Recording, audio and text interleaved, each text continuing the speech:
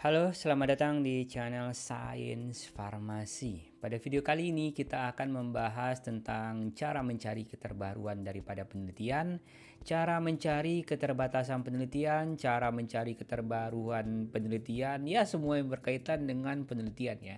Termasuk yang cara mencari riset gap ya. Yang masih banyak dibingungkan oleh orang-orang di muka bumi ya, tentunya di Indonesia tentunya. Oke, sobat semua, kita akan langsung aja ke aplikasinya ya. Jadi di sini kita pakai aplikasi Harzing Publish or Perish ya. Nah, ini aplikasinya. Jadi teman-teman bisa download aplikasinya di sini tentunya ya guys ya. Oke, sebentar. Saya mau bukakan dulu ini websitenya. Oke. Oke, sebentar. Ini dia browser saya. Oke, saya akan buka download software publish or perish. Nah, ini aja lah ya.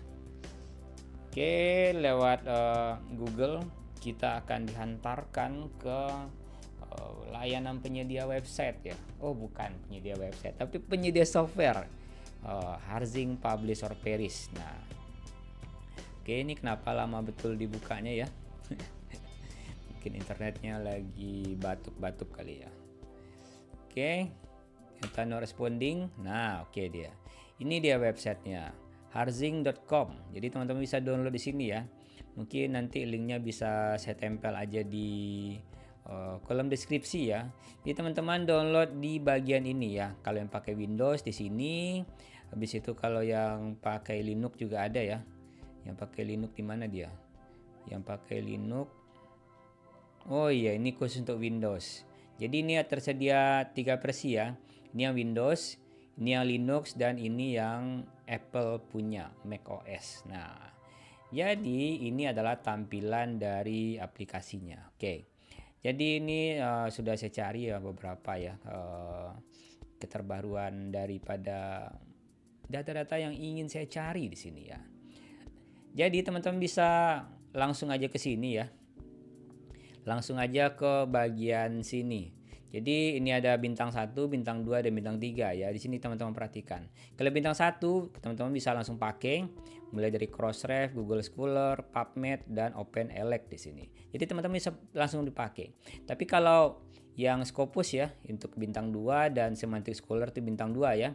2 bintang di sini. Jadi teman-teman harus masukkan API terlebih dahulu. Jadi API, klik Preference dan klik Scopus dan masukkan API key di sini. Ini kebetulan API untuk akun saya. Jadi kalau teman-teman masih bingung, pastikan terlebih dahulu ya. Misalnya di sini teman-teman pastikan browser default browsernya itu sudah langsung ngebuka account dari Scopus teman-teman. Contohnya di sini. Oke, saya perhatikan di sini. Oh ya, ini bukan default browser saya. Oke, saya akan buka default browser saya terlebih dahulu, dan inilah dia default browser saya. Saya buka lagi di sini dan saya klik sign in di sini. Oke, ini sudah. Oke, sebentar. Saya sign in terlebih dahulu. Oke, sini saya sudah masuk ke Elsevier developer portal saya di sini ya. Oke, jadi di sini teman-teman bisa dapatkan 3 menu di sini ya. Jadi yang saya pilih adalah request and API key. Nah, I want and API key. Jadi teman-teman klik di sini.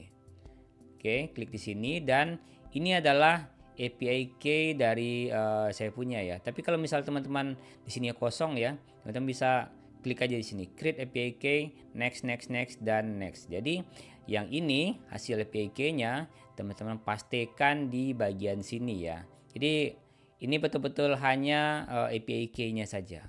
Sudah klik dan teman-teman bisa langsung mencari keterbaruan daripada gap risetnya ya. Tapi kalau kita mau bahas terkait dengan keterbaruan daripada riset tadi, jadi teman-teman harusnya itu mencari ya, ataupun membuat review artikel terlebih dahulu minimal ya. Kalau nggak bisa SLR atau Systematic Review Article and Meta Analysis atau itu Prisma ya, metode Prisma, teman-teman minimal harus membuat yang namanya literatur review. Nah, jadi dengan melakukan pembuatan literatur review, teman-teman dapat melihat gap risetnya. Nah, jadi bisa mencari gap risetnya lebih dalam ya. Jadi data yang kita pakai untuk membuat literatur review ataupun meta analisis tadi, itu kita bisa pakai yang namanya data daripada Harzing, Publish or Perish ya di sini ya. Jadi data publish riset Harzing, Publish or Perish tadi juga nanti dapat dihubungkan dengan menggunakan aplikasi Force Viewer. Jadi sepertinya kalau yang untuk Force Viewer saya sudah buatkan video khusus ya. Jadi hasil daripada pencarian yang ada di Harzing, Publish or Perish dapat divisualisasi secara 2 dimensi ataupun 3 dimensi sepertinya ya. Dapat dipresentasikan dengan sangat baik oleh Force Viewer ya. Kalau Harzing, Publish or Perish ini sering disebut dengan aplikasi POP ya oleh teman-teman yang ada di bagian risetnya. Jadi di sini teman-teman bisa pakai langsung ya. Oke, contohnya di sini Scopus ya. Scopus saya masukkan asam usnat aja ya untuk Scopus ya. Jadi sampai di mana penelitian asam usnat untuk Scopus ya. Saya masukkan aja di title word terlebih dahulu. Saya lakukan untuk all of the time itu saya nggak batasin waktunya. Oke, saya mau cek. Di sini teman-teman harus perhatikan itu hanya menampilkan di Scopus ya, hanya menampilkan 200 result, 200 hasil untuk maksimal data yang ditampilkan ya. Jadi kalau misal data itu mentok ya, teman-teman bisa perkecil lagi tahunnya untuk mendapatkan hasil yang lebih spesifik. Nah, seperti itu. Oke, kita tunggu terlebih dahulu di sini Scopus ya. Oke, Scopus. Aduh, kita tunggu dulu. Ini hasilnya kemana ini? Nggak keluar. Oke.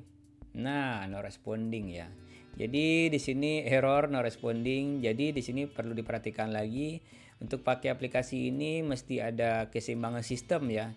Minimal teman-teman bisa pakai kalau pakai Intel minimal Intel Gen 10 lah ya, dengan minimal prosesor i3 lah minimal, dan kalau RAM itu sekitar minimal 8 GB dan juga koneksi internet yang stabil. Ini sepertinya internetnya yang tidak stabil di saya sekarang ini. Oke, sebentar kita coba lagi.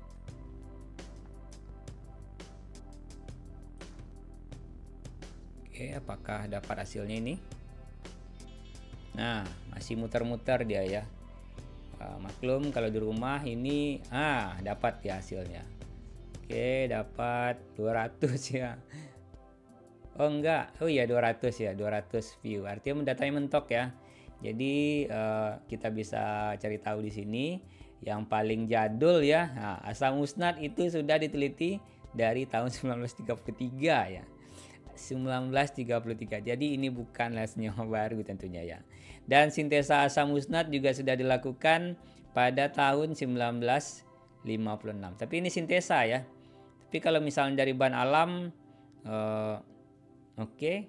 bahan alam. Oke, bahan alam mungkin di bawah ya. Mungkin agak terbarukan di sini. Tapi di sini penelitian kimia tentunya asam usnat ya. Oke, ini biosintesa asam usnat 1966 ya, sangat jadul sekali. Dan ini metode isolasi daripada asam usnat tahun 1950. Saya sendiri belum lahir ya, belum ada di muka bumi. Ini penelitian anti cancer ya. Asam usnat sebagai anti cancer itu sudah ada pada tahun 1979. Jadi bisa dikatakan untuk kategori asam usnat ini enggak baru ya penelitiannya ya, enggak baru. Dan kita selalu mulai dari Scopus biasanya ya, mulai dari Scopus karena Scopus yang terindeks jurnal internasional bereputasi itu ya. Kita mulai dari sana. Jadi kalau misalnya verified di Scopus baru nanti kita bergeser ke PubMed, baru bergeser ke database yang lain ya. Jadi selalu mulai pada Scopus. Kalau misalnya mendapatkan keterbaruan, wah ada nih mantap nih di Scopus ya. Misalnya PD kita dengan gap reset tadi. Jadi jangan PD duluan ya. Tapi mulai dari Scopus tadi kita pindah ke PubMed dulu. Ya, habis itu baru pindah ke yang lain-lain ya. Bisa ke OpenElec, bisa ke Semantic Scholar, bisa ke WOS ya. Bisa juga ke Crossref. Yang terakhir mungkin bisa ke Google Scholar ya. Dan ini sudah verified ya. Dan terakhir tuh 2020 ya, docking. Sudah mulai molecular docking di sini. Jadi untuk mendapatkan keterbaruan daripada riset, kita wajib punya tools ini ya.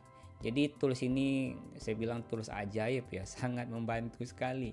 Cuman beberapa kali klik dan dia mencarikan artikel. Jadi ini semacam sebuah software sebagai mesin pencari ya, lebih spesifik terkait dengan jurnal ilmiah ya, ataupun artikel ilmiah ya. Ini jurnalnya, ini nama jurnalnya ya, publikasinya ya, dan ini adalah artikelnya. Dan di sini juga bisa kita sort juga ya, ranking 1 itu ini ya, yang tahun 2002 fitochemistry, arti asam musnat memang ada di tanaman tentunya ya guys ya. Dan ini citasi per tahunnya 21 ya, H indexnya gede banget 442 di sini. Oke, sobat semua, gitu aja video kita kali ini tentang mencari keterbaruan daripada riset gap, mencari keterbatasan penelitian di jurnal, dan mencari penelitian yang relevan ya. Ini relevan nih terkait dengan topik yang mau kita cari. Oke guys, gitu aja video kita kali ini dan sampai jumpa di video berikutnya.